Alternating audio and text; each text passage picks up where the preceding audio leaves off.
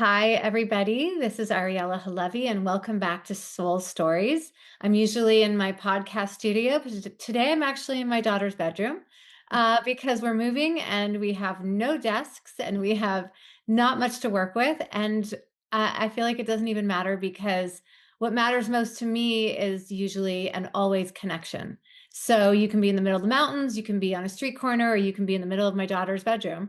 But I think it's so important to connect. And my guest today, Dr. Jessica Fish, is someone that I don't know very well, but I'm so interested in hearing about you, Dr. Jessica. I don't know how you want me to say your name, but That's I'm great.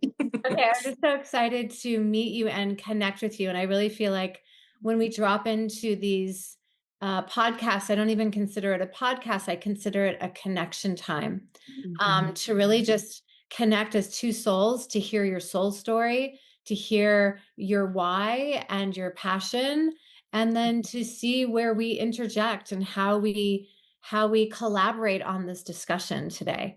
So welcome, Thank you welcome. so much. Thank you. Really Welcome. excited to be here. Yeah, I'm happy to have you. Thanks. And I guess I'll start with just kind of, can you introduce yourself and tell, I mean, I know a little bit about what you do, but tell me who you are. Yeah. So my name is Dr. Jessica Fish. I am an energetic chiropractor. I like to say is the best way to describe what I've done for a living for the past 10 years. I've owned Renew Health and Wellness here in Denver, Colorado. And I am the founder of Enlightened Method, which is my very unique muscle testing technique where best way for me to describe it is I'm an electrician for the body and I can read the circuits very well and kind of figure out exactly what's going on in the nervous system. And it's time for me to not be the only one who does this. Okay. For years, I've been someone that people bring their mother from out of town, and they're like, "Where can I find someone who does this in Wisconsin?" And I'm like, "I don't know what to tell you." Yeah. Yeah. So my long term goal is to have muscle testing be more of a you know common thing that people are aware of, and so big picture, I want muscle testing to be in all medical offices and as just as common as anything else, but it's just about awareness. Yeah. I'm curious, just like right off the bat. So I Mhm. had a doctor that used to do muscle testing with me before she Mhm. like gave me supplements. She was functional medicine. Mhm. What is your method? How I'm so curious how, I mean, you don't have to go into detail, but Of course. I love this stuff. So how does Yeah. your method work that's different than maybe regular muscle testing? Yeah, so what I do is really incorporate the nervous system aspect into it. So, like, what you're talking about is actually very similar to what I teach in my nutrition portion of my course. So, I have like the master. I'm launching a cohort on June 17th, and the master cohort is really three pillars, right? So, I do structural work, nutritional work, and emotional work, and they all are kind of based on what the nervous system tells me. So just as like the quickest example from like a structural standpoint, I evaluate like let's say someone comes in with like shoulder pain, right? I'm evaluating like their neck from a standpoint of like if the muscles in the shoulder are actually working, right? Mm, So I'll tell deltoid, bicep, tricep, check all of the muscles that support the shoulder because if the muscles are not supporting and holding it together, it gets too wobbly and that's when the pain signal comes in and your right, body goes, "Oh no, this part's going to fall off of me if we don't stabilize," or tell the I joke, I lovingly joke, call the dum dum upstairs to pay attention. right, right. Right? Because that's all pain is. It's just like, "Hey, something's happening down here," right? That's Um, but when I find something that's weak, what I do is I actually have the patient or the client put their hand over the back of their neck. And what that's doing is adding electricity or energy from their own fingertips into that area of the spine. And if that turns the muscle back on, then I know that it's just an adjustment, like the spine is tipped or twisted and pinching the hose of nerve flow, making it down. oh, And, fascinating. and I can check organ systems with with this work. And finally, when nothing shows up as structural or nutritional or deficiency or toxicity, I can also check the emotion and see if there's an emotional component to what's going on with the issue. So I have like it's a really nice like differential diagnosis to figure out like what the actual or what your body's really trying to tell you is the best way to put it. That makes sense. That makes Yeah. sense. Also, it's so interesting as an intuitive. I have people that come to me with the shoulder pain or the organ stuff or Mm. cancer or whatever it Right. is. And I can help figure out where is the nervous system glitching, how the Mhm. emotions are stored in that organ or that shoulder, and Mm. get Mhm. to the bottom of the energetic, emotional, spiritual component of it. Mhm. And so I feel like you and I speak the same language. We just go about it differently. And your Absolutely. training is, obviously a different training than I've had, um, but it's so interesting. Like I'd love to talk more about how Mhm. our emotions affect Mm. our organs and our body structure and our pain mechanisms and all of that. Like, I'm curious what your thoughts are. Yeah, so the way that I like to describe it to my patients when they're in the office with me is that like our brains are basically our ego, our body, right, is trying to move us towards pleasure and away from pain always. That's just like baseline operations. Mhm. And our subconscious brain really decides that an emotion or a thought or whatever is too painful to deal with, and it would always, not always, but a certain people, it would always rather be like cause a physical pain or a symptom in the body to be distracting, so that we don't have to think about whatever that thing is that we don't want to think about. So many times when I'm doing the somatic release clearing, whenever something shows up as emotional, people will be like, "Oh, well, I mean, I thought this was going to be about work, and this is like about a family member. I wasn't even thinking about this." And I'm like, "That's the point. Yeah, Whatever's top of your consciousness you think about often is not going to get stuck in your body. You're processing it and you're releasing it. it's But subconscious. yes, it's the subconscious, which really, the subconscious mind is the body, Yeah, right? I mean, like they're kind of synonymous. I mean, the 5% of our cognitive brain that we, live and yeah, operate out of, but the yeah, body is really the rest. And it's definitely like a defense mechanism from the brain to go yeah, just like, ugh, I don't want to deal with whatever this thing is. Let's yeah. distract, again, lovingly, the dum-dum upstairs so they don't have to think about whatever it is, right? Right, right. Yeah, yeah. Um, I was trained a long time ago in something called the journey process, and it's Mhm, about taking a journey into your body and then go into the subconscious to see where mhm, am I holding this. And it's like it's like a little bit like it's not hypnosis, but it's similar. And mhm, to really allow yourself to relax enough to figure out the mhm, subconscious is actually holding me hostage in here, and it's mhm, not a bad thing, right? It's just like these deep issues that we haven't really dealt with or don't want to deal with that mhm, do kind of take hostage up in our body. And mhm, I do find, which I'm sure you do since you're in this line of work, like I find it really fascinating how so much of our well, first of all, I want to say I find it fascinating the way you describe pain, how mhm, the pain is the first initial distractor, or it's like the great distractor. And then mhm, the is that what you're saying? And the subconscious mhm. is actually the stuff we really need to deal with? Yeah. Yeah, Wow. and it's so fascinating too because you think about how our bodies work, like our autonomic nervous system, right, which is the automatic nervous system, which is Yeah, like blinking and digesting and like, doing all these things that we don't think about, right. right? And everyone knows like there's fight or flight and rest and digest, and those are the two aspects, Yeah, essentially a gas brake and gas and brake, right, of the nervous yeah, system. And I think what happens sometimes is that the subconscious really like, again, it's trying to keep you safe. Your body is just trying to keep you safe at all times. And then we get into the like more esoteric conversation of like our souls come down here for all of it. yes. Well, we can go there too. Yeah, I'm not our them out. our ego and our body are like trying to keep us safe at all times, especially with like these perceived threats that are like not really real Yeah, anymore. Like we don't have to worry about getting our nest next to the tiger's den, right? right, Not like right. we did in the past. Mhm. And that even ties into memory and how like our memory sometimes will trap us into certain patterns and things like that too. Yeah.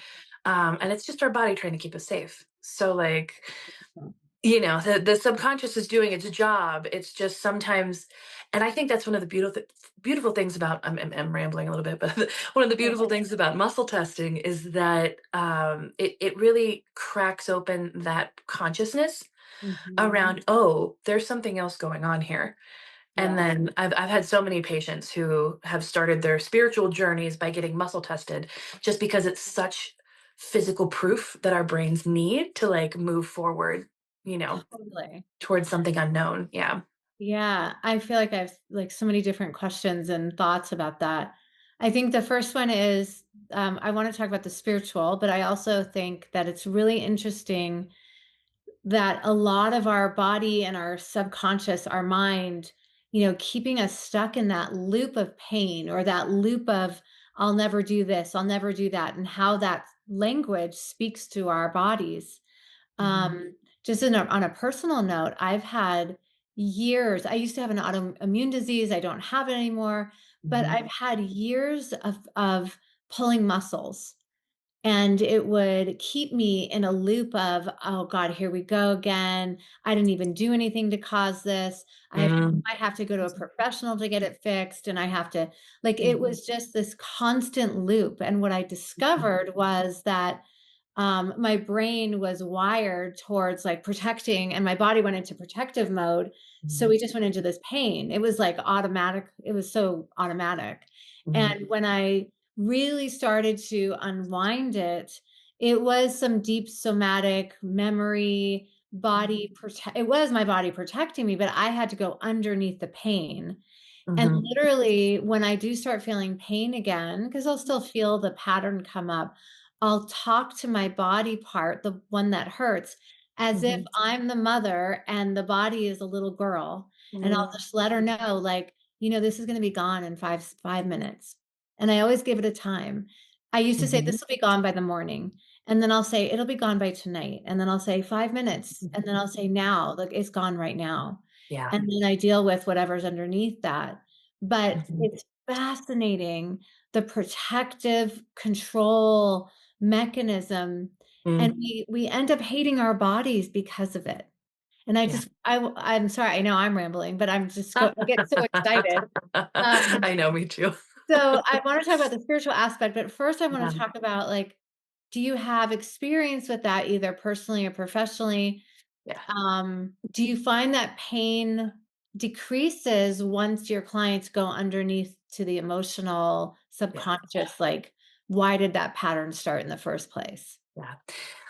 Yes, both personally so many times and so many times in practice. I mean, doing this for 10 years, I have so many stories of just Yeah. like, I mean, just one example, my husband's big toe dies when he has an emotional issue. That's his spot.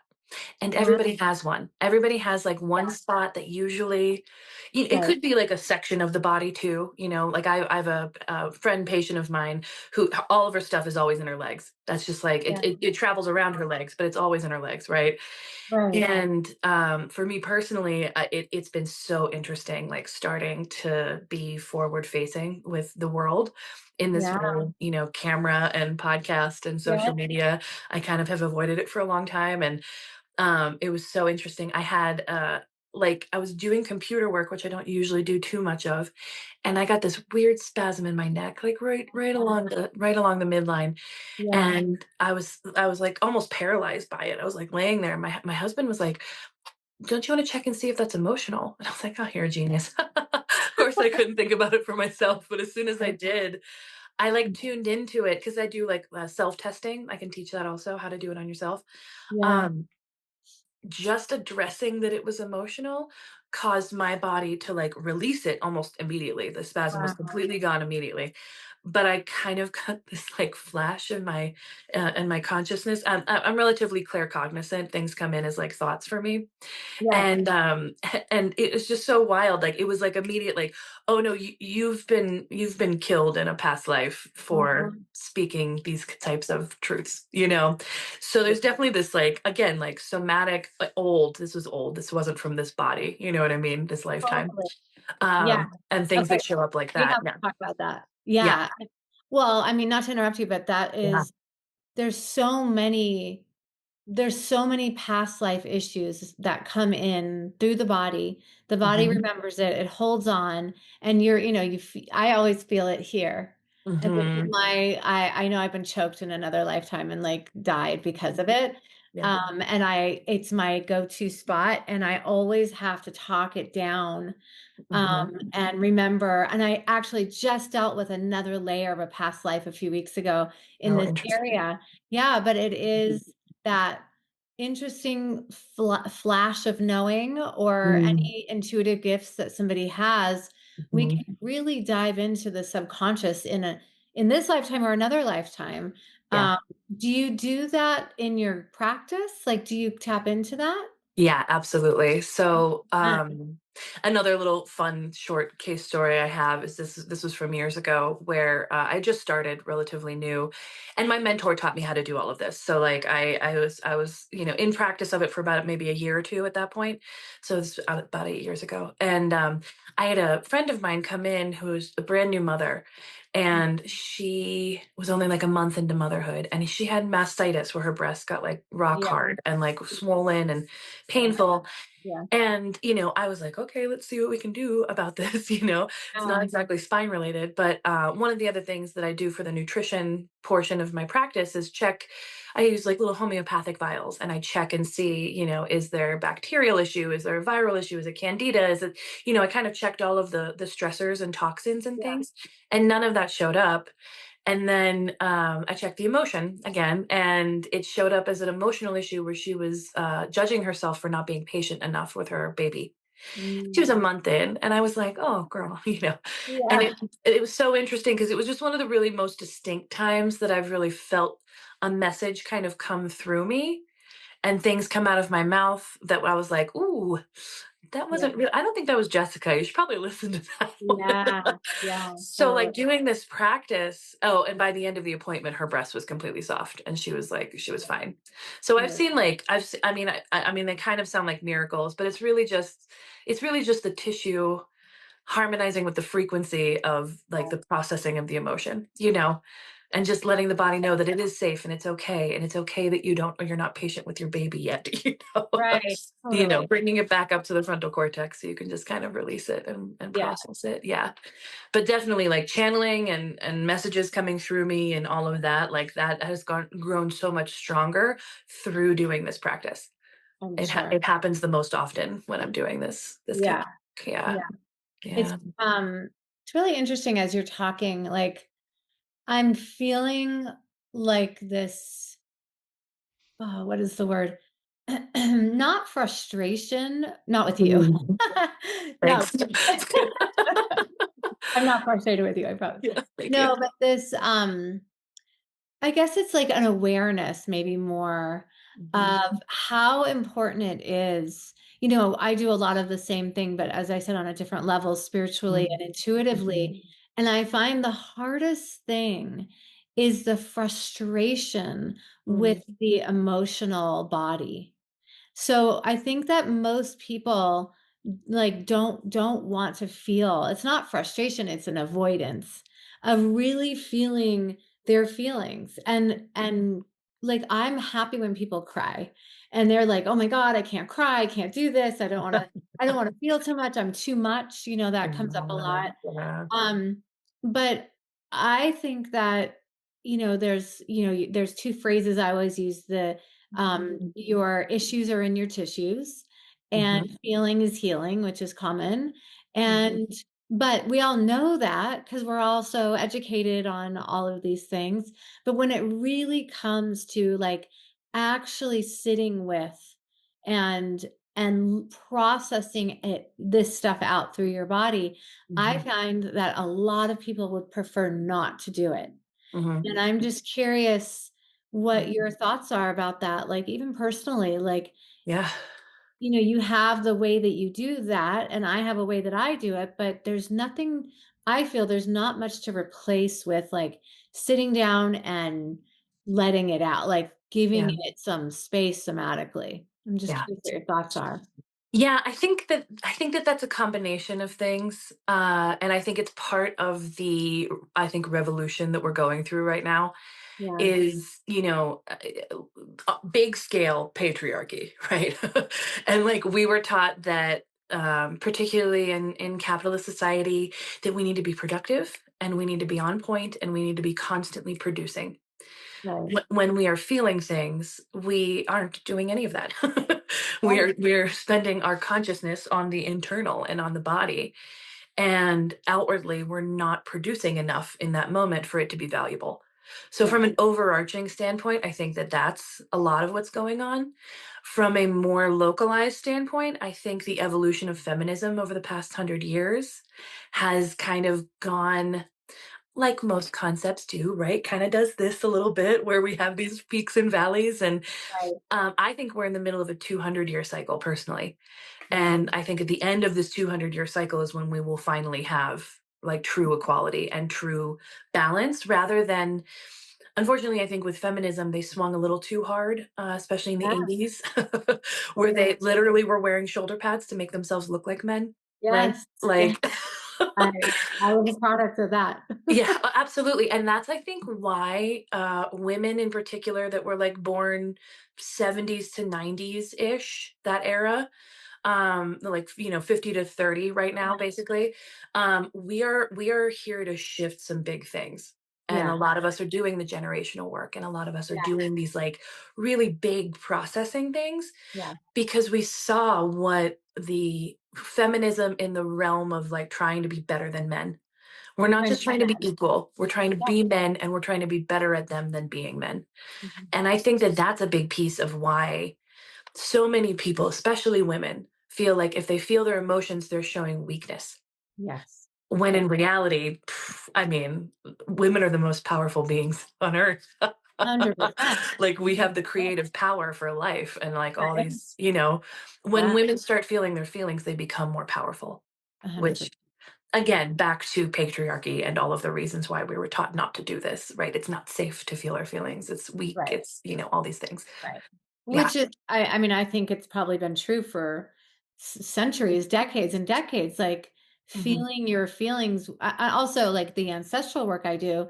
Anytime I go backwards in the intuition in the ancestral realm, what I Hmm. always hear from like, like great grandparents, great grandparents, and a little bit farther on is like war, famine, survival doesn't allow you, they didn't even know what that meant.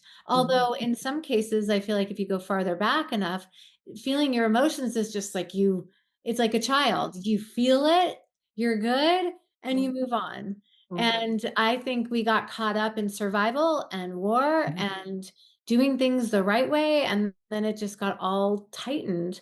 And Hmm. we just let go of just like almost like a dog. I always feel like my dog feels his emotions, he shakes it all out, and he's like, okay, let's Hmm. right? And I agree with you. I think Yeah. we we're trying to be we're trying to be courageous and strong, and that shuts us down to our hearts and our vulnerability. And then it Hmm. gets all stored in here. Hmm. The Right? irony of that is it actually makes us weak and it Yes. makes us like more fragile.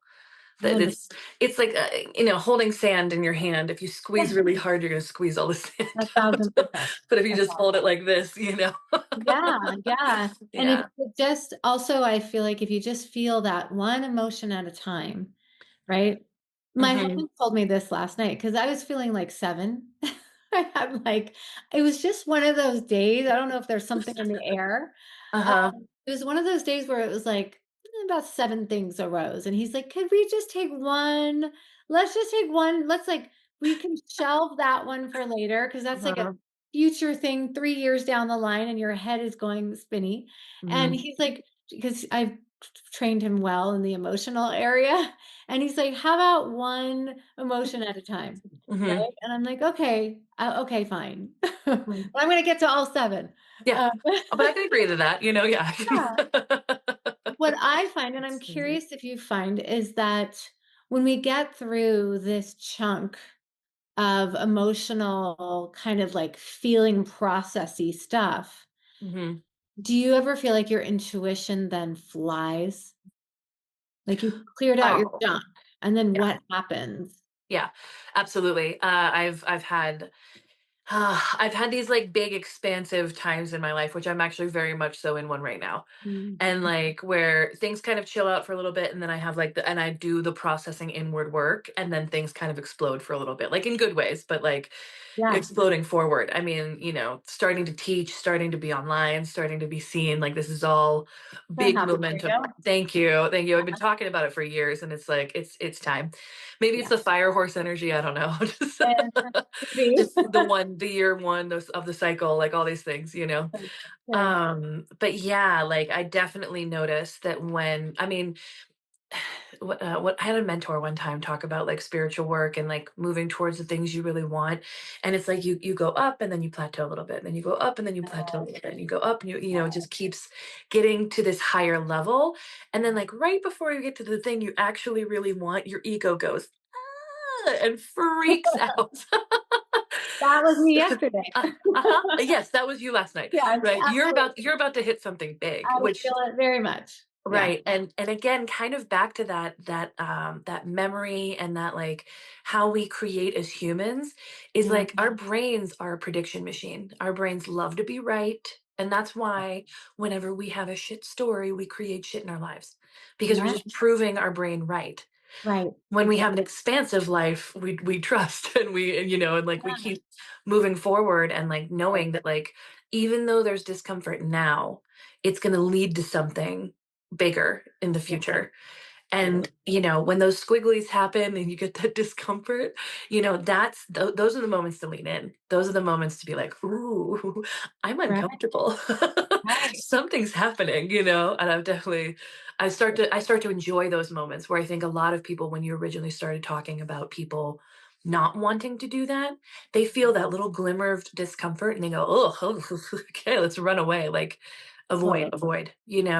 And it's really having one magical moment, one proof, one little bit of synchronicity, and you pay attention to it is all the fuel that you need to keep going, and just be like, oh, this is It's kind of cool. cool. Yeah. Yeah. Yeah. Yeah. And then you start to recognize when those moments happen, I think. Yeah. Oh, 1,000%. Mhm. I think it's amazing in the way that I teach is like earth and water, the elements. Earth and Mhm. water are those like ancestral beliefs, when you said your neck and like that past life stuff, Yeah. and that feels heavy to people. And then the water is so emotional and somatic. But I Mhm. always say, like, don't leave, don't stop there, right? There's so much more here. For me, it's the air and the fire, which is like Yes. what you're saying, which is like, but then your intuition flies, then magic happens, then your life goes like this. And Mhm. really all because you were trusting that that trigger, that emotional jump inside of you, Mhm. you feel it, you get to expand, you get to shift. Like spirit comes down in such a deeper way because you have a deeper capacity to hold it. Mhm. And Mhm. that's why Absolutely. I love the work that you do because I think that in my language, you build the container to hold more light, right? Yeah. So I see your work as like building that, as like helping the container form and Mhm. expand out to hold more. Yes. I think one of the big things too about teaching this to and I'm teaching it to all practitioners. This is not just going to be to other chiropractors. I want this to be more used in all alternative medicine.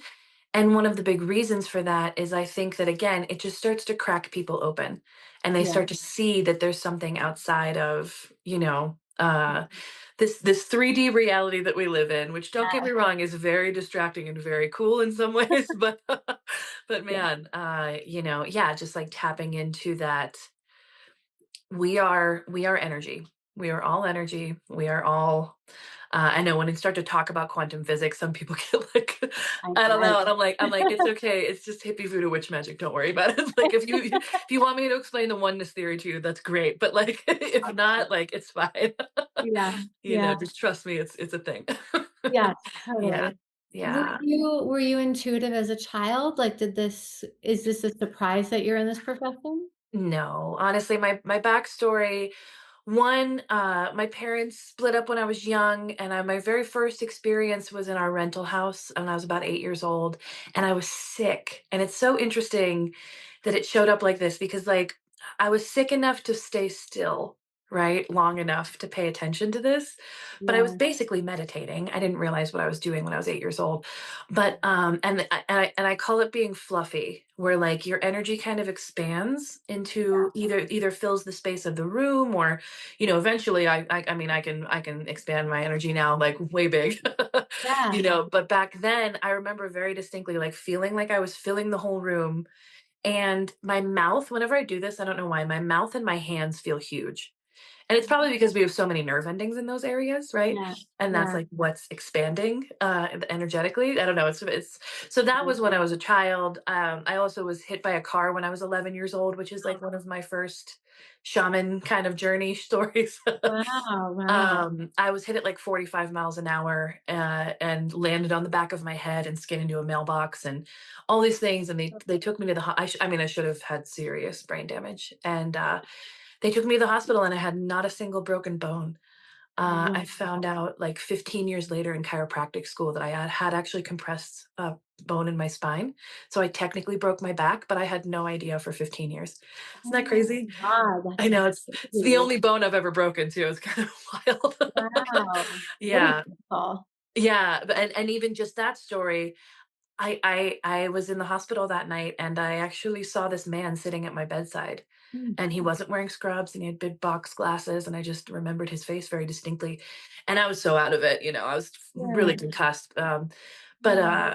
2 years later, I was at my grandmother's house and she was like, "Oh, I saw a picture of that man." And I was like, "Who is this?" And that was my great Oh, grandfather, George. I know. oh my God. Who I think caught me. He was also my father's protector until he died when my father was 11, which is when I got hit by the car. So, like, you Oh, know, interesting. yeah, yeah. And then I also learned muscle testing when I was 15. So I've had, there's definitely this lineage here of like I didn't realize that I was magic when I was a kid. Yeah. And Yeah. I think we all are. I mean, I think we all have the capacity for it. It's just Yeah. how many experiences do you have that broke you open to Right. start to Exactly. see? Exactly. Well, Yeah. also to be a seer, right? Or to have Mhm. that vision or that knowing Yeah. typically does come from something cracking you open. And it Mhm. doesn't mean that life has to be horrible in order to be a spiritual person, obviously not. But like as you explained, like kind of being here on this earth, like you've had some things that have happened to you. Mhm. And to be aware, and I think a lot of younger children, especially, I think the science says like before 7 especially, Yeah. like we're not quite here, we're dangling between two worlds. And Yes. I think it's fascinating that you were held, right, even through an accident, that you were held. And it just I don't know, when you're talking, I feel so, in talking about the things that have happened to you, it feels so reassuring that there's, and I know this, but not a lot of people know this, like that there's something on the other side, something so much in the liminal space, our Mhm. loved ones, our ancestors, spirit, Mhm. angels, whatever you want to call it, that Right. we're not walking this earth alone. But we get Mhm. all jumbled up thinking we are, or we get so stuck in this pattern of subconscious behaviors. Mhm. But what you're describing is like this almost like the wind coming forward and protecting you and guiding you and showing you how to move through all that you move through. Mhm. um I guess my question is, how do you and I like teach the world about the fact that we're not alone? I think that a lot of people are tapping into this, but we need to help others. I know. I think, again, back to the idea that, like, the women who were born in that, like, 20-year-ish Yeah. frame are Yeah. now, like, coming into this, like, okay, it's time to teach. It's time to raise the consciousness of the collective, not Yeah. just and that's, again, one of the big motivations for me teaching is I'm like, I can only see so many people on my table, Yeah. and I can only affect so many people one at Yeah. a time. Yeah. And that's, again, I keep referencing it, but I think that that's why muscle testing is so cool as an entry point Mhm. because the cognitive skeptic cannot override the proof. Yeah. I have I have this archetype of a patient, right, that I've seen so many times over the years, which is usually a man not to stereotype them, but it's usually the women come in and see me first. The women come in because they're more proactive and they want, like, something starts hurting or something's going on in their body. They Yeah, come to see me before it's, too bad usually. yeah. But they're like, "Oh, my husband needs to come see you." And I'm like, "I will see him in about a year and a half when he can't stand up straight." Like that's when I'll finally meet him. After you've raved about me for a long time, then he'll finally Right, come in. right. And he Yeah, always comes in with, like, cross arms and looking at me sideways, like, I don't know about this, that's funny. And by the end of the appointment, he's always like, "Oh, this is great. Why did I wait so long to come in? Like, this is amazing." I'm like, "I know, right?" Mhm. So I think one piece, partially my personality. I am a natural teacher, I think, and I'm very good at explaining what I'm doing as I'm doing it to someone, which I think is a big piece about what's missing in a lot of chiropractic work is that they just don't take the time to talk to the patient as they're doing things to Yeah. like. And there's also a lot of before and after in my practice. So I Mhm. show them a muscle that's weak, we do the adjustment, I show them that their muscle is strong again. And that immediate proof just triggers that, immediate trust, honestly, because it's so hard to try and explain intuition to someone who has never experienced it before or has never acknowledged that they've experienced it before, right? They probably have. They just brush it off as I did that for years. Totally. Brushed it off as being nothing, Yeah. it took my guides. It was a couple years ago. When I finally was like, all right, I accept that these messages are coming in and that things are coming to me that are not necessarily Jessica, right? Right. Because I started hearing or thinking, excuse me, what someone was going to say right before they said it, Mm. and it started happening like 5 to 10 times a day. Mhm. And after a couple months, I was like, all right, okay, I'm not just observant, I'm not just intelligent. Like Yeah. it's not that I'm just predicting what people are saying, like I'm actually tuning into their brains and I can hear them. And like I know that sounds a little nutty, but like that. No, not to me. Yeah, not to you, of course. I know. Maybe to some of the people listening, we'll see. Right? No. But it's okay. But really, it was just what that lesson really taught me was, and this is something that this I think this is what answering your question, how do we express this to people, is once you start acknowledging that, intuition is there, and then there's Jessica, who's actually learned some pretty good lessons, right? And then there's doubt and fear. So as long as I can, glean out the flavor of doubt and fear and go, "Oh, that's not where I wanna make my decision from," Right. then I can trust everything else over here, because Mhm. it's either Jessica or intuition, and both of us, I feel like, Yeah. we got it. Yeah, totally. That's a great answer. Yeah. I love the idea of like, am I in doubt and fear? Like Mhm. if I'm in this space, Yeah. then I get tricked, right? You might get Yes. tricked into. I was talking to somebody yesterday, I think it was a couple days ago, and they said that like when I'm in doubt and fear, it's almost like something's playing a trick on me. And and Mm. I'm being it's a habit, so it feels natural and it Mhm. feels unsafe, but like Mhm. knowing. And so doubt and fear are just this like things that creep in Mhm. and they're not to be trusted. But Mhm. but I think that they're supposed to be talked to. Oh, And absolutely. I mean, they're a part of us, right? So we can just shove it in the other way or the other in a closet, Yeah. but it might have things to say. Like, remember when this happened? I told you we can't trust because this happened and it's happening Mhm. again. Mhm. And it's like really important not to act on it, but to engage in it and just talk to it and have a conversation. Yeah. Yeah, I say that to my clients all the time. I'm like, it's not about, and that's kind of back to what you were talking about at the beginning, where we kind of think of our body and our emotions as like the enemy almost, Yeah, right? yeah, Where we like our consciousness is like, I'm gonna overcome you. I'm gonna put you in a box and I'm yeah, gonna I'm gonna defeat you. yeah, totally. When really it's about loving on that part of yourself, Yeah, and being like, oh, you're here to keep me safe. Thank you. I, right. I tell my body thank you all the time. I'm like, Yeah, oh, thank you so much for that message. I really appreciate that. But this is not what it was back then, you right, know? And I, right. I usually tap something on I'm like, it's okay. Yeah, you yeah. know, just to like have that, that consciousness around like, oh, I appreciate that. Just because that thing did not work out the way that we wanted it to doesn't mean we're going to project that into the future too. Yeah. Beautiful, beautiful. Um, Well, I feel like we could talk on, and we might oh, have to I do know. another I conversation think we about all probably of do, this. yeah.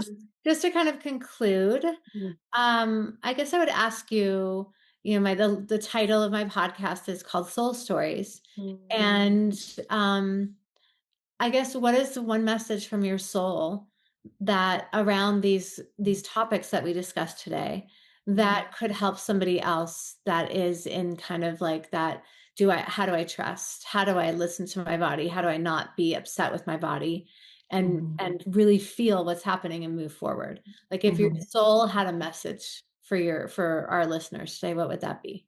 Yeah, so I'm gonna reference one of my favorite, contemplation tools, which is the Gene Keys. Have you ever heard of the Oh, Gene yeah, Keys? of course. Yeah, I love the Gene Keys. Mhm. My life's work in the Gene Keys is the number 24, which is the shadow of addiction, the gift of invention, and the CD of silence.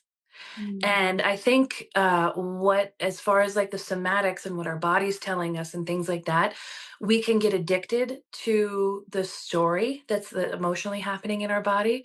And that's really, I think, what all addiction is just a Yeah. thought pattern. We just happen to fill it in with, sex, drugs, and rock and roll or whatever, Yes. whatever Yes. the thing is we like to fill that space with. But when we really allow consciousness and awareness to kind of run the show more than the subconscious 95% of our body, right? Mhm. And choose those moments that when we do kind of feel that gap, we don't reach for the addiction to fill it. We Love it. actually allow that moment to happen and to sit and be quiet and listen to our intuition and what's Mhm. coming through in that moment and whatever download or message we're going to get, Mhm. right? And that's where true invention comes in. That's where new thought comes in. And that's where new stories about our bodies come in that we can actually tell ourselves rather than the old ones that keep us stuck, you know? And then Beautiful. true silence is like when we just don't care about any of that, and that's the Cedic level. And I'm like, I don't know, one day, one Yes, day. yes. But for now, working with that, allowing the intuition to come in, allowing that gap to happen, and having enough space to allow Mhm. that to come in is really that's where the magic happens, whether you have Absolutely. someone facilitate you or not, Yeah, Yeah. yes, keeping that And, space. That's beautiful. Well, yeah. thank you so much, and, why don't you let us know, where people can find you? Yeah, so my podcast is on YouTube, Spotify, and Apple, and it's called Enlighted, Inlighted, Mhm. mispronounced intentionally so that it's implying that we're bringing light to the body and seeing what's really there. So that's my podcast, but also if you want to find me on Instagram, I'm at Enlightened Method, Inlighted method not .com. That's also my website if you want that one too. Yes, yes. But, and then, YouTube is Dr. Jessica Fish instead of, that's where you can find me. But yeah, Wonderful, wonderful. Thank you so much for coming on, and we'll have to have you on again and have more discussion. I'd love that. I'd love that. Very fun talking to you. You too, you too. Yeah.